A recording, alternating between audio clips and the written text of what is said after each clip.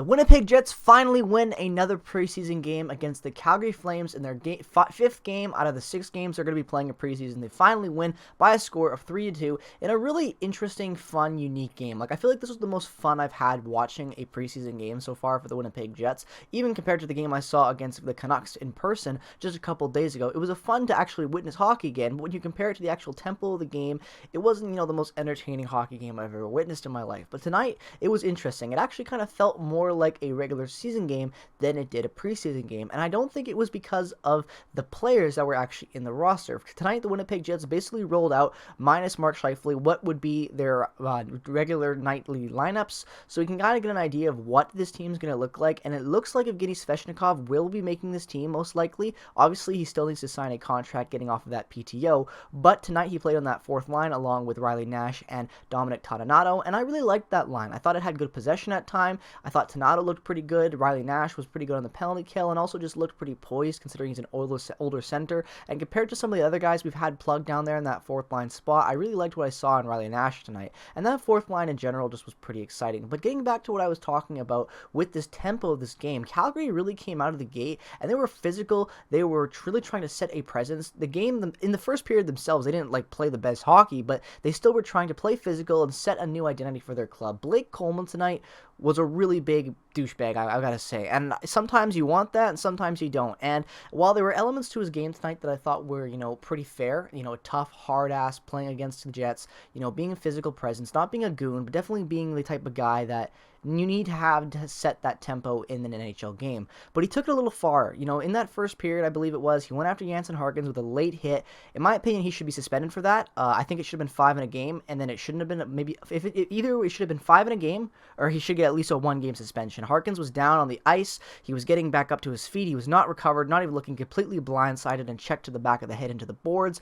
Very dirty. It could have been very, very bad for Jansen Harkins, considering he's had a great preseason. You just don't want to see that with a younger guy. You don't want to see that with anybody.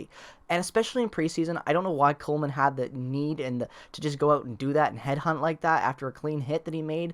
So I didn't like that, and I will say that although Coleman played a pretty decent game at times because of some of the elements to his game tonight with how he was going after players and how he handled that whole Harkins hit, I just didn't really like that. And I didn't like a lot of the Flames tonight. I'm not saying that the Flames are a dirty team, but tonight they played a little dirty. And you maybe can disagree with that, and that's completely fine, especially if you're a Flames fan. I don't think Calgary Flames are usually a dirty team, but maybe this year they're trying to be a little bit more physical, and tonight they took it too far.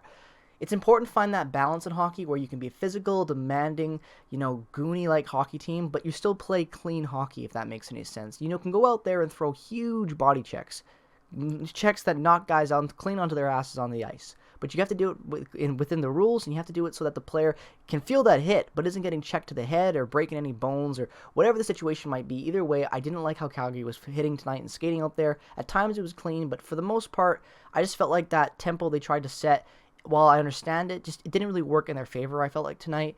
And the Winnipeg Jets tonight, honestly, they looked pretty good. The first period, I really liked what they were able to do. And then, obviously, in my opinion, the biggest reason why this game was 3-2 is 2 different reasons. Actually, you know what? Scratch it. It's not 2 different reasons. It's one reason that applies to both teams. That is goaltending. Connor Hellebuyck tonight was not very good. And do I blame Connor Hellebuyck for being bad? No. He hasn't started in a while. Comrie and Burden have been having the reins the last few games. And he had, if I'm not mistaken, he had faced 3 shots before the first goal went in.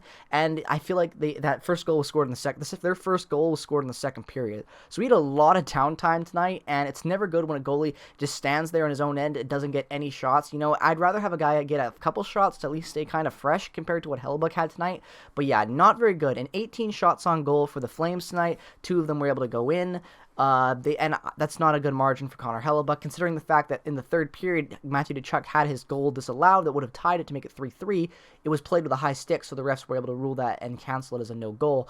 But either way, 3 goals on potentially 18 shots for the Calgary Flames going into that end of that third period before it was waved off. Not a great night for Hellebuyck. And on the other side of things, that young rookie, I'm going to have a butcher his last name, so I'm going to actually pull it up. Vladimir, I think it is. Vladimir, he's a rookie goaltender, I believe, out for the Flames, and he had a fantastic night tonight. 31 out of 33 saves made. He was really, really good. I thought that he had a pretty damn good game. He really settled down after that first period where the Winnipeg Jets really lit him up.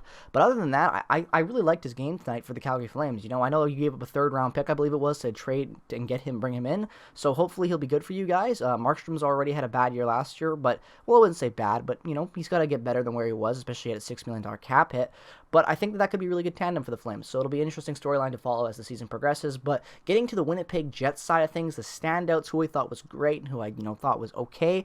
Let's start off with Nikolai Ehlers because he had himself a hell of a game. That first period, that goal coming in off the left side on the ice, right past the blue line, hammers a shot, bar down, absolutely dirty, beautiful, an amazing snipe. And it just shows that I think what I already said going into this season. I think this is Nikolai Ehlers' breakout year. Last year, he was already well considered to be one of the best wingers in the North Division. I think this year he could make the All-Star game. I genuinely mean that.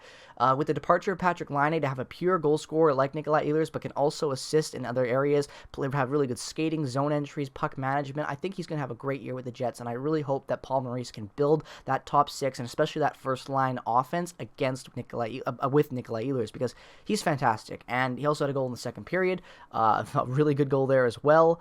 Third period, he had that goal. And the other person I want to talk about tonight, I really like Josh Morrissey, who also scored a goal in that first period, and Nate Schmidt. This pairing is going to be fantastic for two different reasons. One, they're both having bounce-back years. And two, the offense potentially within those two guys is amazing. They play off of each other so well. Schmidt can come in and play both sides, so can Morrissey. Morrissey jumping into the rush last couple of games.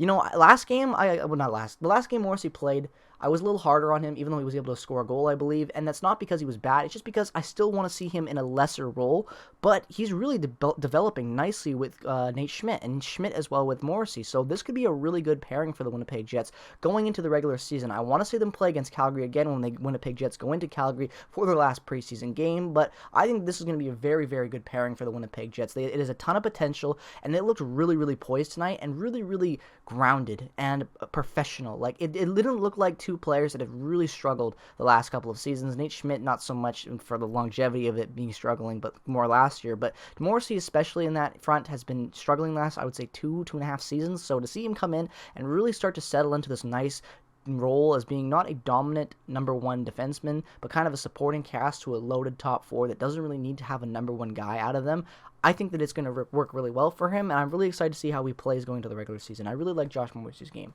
Now to the bat. I didn't like the power play tonight. The power play tonight was a little stale. I don't know what it was. It was just a little bit of rust. These guys haven't played in a couple of games. It's preseason, so I'm not going to judge it too much. But the power play in the Jets has been a little iffy at times in the past, so I'm hoping that they can, move on the right foot. But other than that, I would say, I know Nikolai Ehlers scored that power play goal in the third period, so you might be thinking, what are you talking about? But up until that third period power play goal, I didn't see a lot from that power play that I think warranted any praise, even though they were able to get a goal there in the third period. I'll just leave it at that and say I want to see more from them. They weren't terrible, but I do want to see more from them and be a little bit more deadly and, not be as selective with their shots. They've got so many weapons on there. They got to get those passes across better and really start pounding the goalie on the power play and get those shots on. But the next thing that I really didn't like again, and a lot of you guys might disagree with this, and I kind of saved it for last because I didn't want to open the video with this because a lot of you guys disagree with me, and that's okay, but I've made it very clear on my opinions on Pierre-Luc Dubois. I'm not going to write the guy off just yet because I don't want to do that. I really do like his game from Columbus, and even though I don't like the trade, I want to see what he can do. But he has not impressed me at all in this preseason. He's supposed to be healthy. This is supposed to be his year. All the interviews going into it and everything that was said about Pierre-Luc Dubois coming into this preseason, the camp, and going into the regular season, I haven't seen anything to warrant any praise in my opinion. Not to mention the fact that Patrik Laine has looked pretty good so far for Columbus. If Patrik Laine has a great season for the Columbus Blue Jackets and we get mediocre Pierre-Luc Dubois, then, it just rubs salt in the wound. They never should have traded Patrik Laine. I don't care if you disagree with that or not. They shouldn't have. Patrik Laine is a once-in-a-lifetime type of player you can draft, especially when you go up and draft him, and then you have to make that relationship work. The Jets didn't. They thought they got the best player. I haven't seen anything from Pierre-Luc Dubois' stay so far to warrant any praise, going back to last year and so far into the preseason. I know it's preseason. I know what I always say. This doesn't mean crap, but I use preseason to evaluate players and players only. I don't care if the Jets lost 100-1. If there was one player that had a good game in it that I thought had a good game, I think that's a win, especially if it's a younger prospect or someone new or whatever the situation might be. All that matters is individual performance in the preseason, in my opinion. How guys are fitting with their new teams and new roles and how the whole team meshes overall in with the personnel. And I don't see that with Pierre-Luc Dubois. Tonight, he had an opportunity to really step up. No Mark Scheifele. Paul Stastny was the number one center tonight, and Pierre-Luc Dubois did absolutely nothing, in my opinion. The guy just doesn't do much. And I want to see him do more, but he's sluggish, and he looks like this might be a trend. And I'm very worried about that. I hope it changes, but as it stands right now, I'm very cautious about Pierre-Luc Dubois going into this regular season. I haven't seen enough from him to warrant praise, and I really hope that changes. I know it's preseason, but after the season he had last year, he should be using this preseason to show the team, the fans, and everyone else that he means business, and I haven't seen that from him. So it's concerning, but I'm going to leave this game recap at that. It's concerning, but one more game left. Let's see what he can do, but he's got to pick it up. He really does, because in my opinion, the team looked pretty damn good tonight, and this was without Mark Scheifele. So if the team's going to look this good without Mark Scheifele, Pierre-Luc Dubois has to step up. And I don't know if what'll happen there, but that's the one question mark I have left for this team. Even though I'm worried about the backup goaltending position, I'm worried about, the defense and prospects. I'm worried about even how the first top six is going to look with Blake Wheeler and everything like that.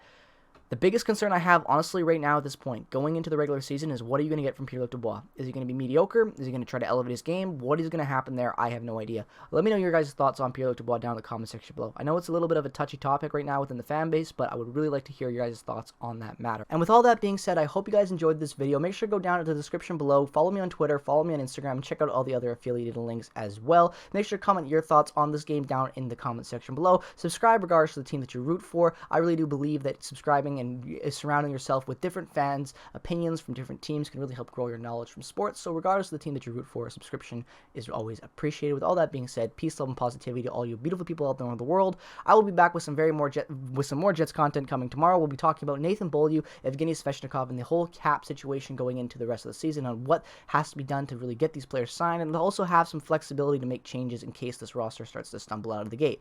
With all that being said, thanks so much for watching. Go Jets, go. Have a great rest of your day. Bye-bye.